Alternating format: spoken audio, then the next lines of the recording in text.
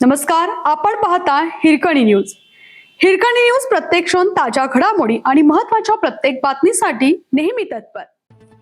चिंतामणी नगरमध्ये नशेखोर टोळक्यांची दहशत. संजय नगर पोलीस ठाण्याच्या हद्दीत चिंतामण नगर येथील तरुणांच्या टोळक्याने सोमवारी सायंकाळी रिक्षा स्टॉपजवळ धिंगाणा घातला. ज्येष्ठांची बसवण्यात आलेली बाकडी फोडून टाकली.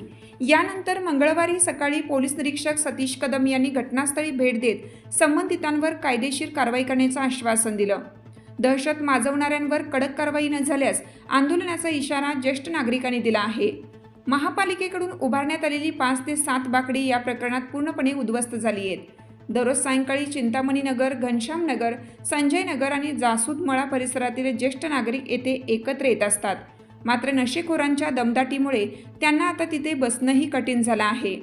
याबाबत ज्येष्ठ नागरिक संघाच्या वतीनं संजय नगर पोलीस ठाण्यात निवेदन देण्यात आलं आहे.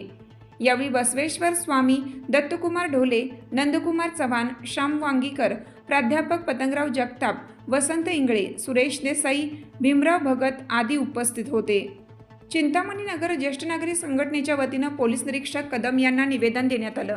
नशेखोर तसेच दहशत माजवणाऱ्या तरुणांवर तातडीने कायदेशीर कारवाई करण्याची मागणी करण्यात आली. यावेळी ज्येष्ठ नागरिकांनी परिसरात वाढत चाललेला तरुणांचा उच्छाद, ज्येष्ठ नागरिकांमध्ये निर्माण झालेली भीती तसेच सार्वजनिक ठिकाणी होणारा त्रास याबाबत माहिती दिली. नागरिकांच्या सुरक्षेसाठी पोलिसांनी कठोर आणि तातडीची पावले उचलावीत अशी भूमिका मांडली आहे. आपल्या हिरकणी न्यूज चॅनलला लाईक करा, शेअर करा आणि सबस्क्राईब करायला विसरू नका आणि रहा अपडेट.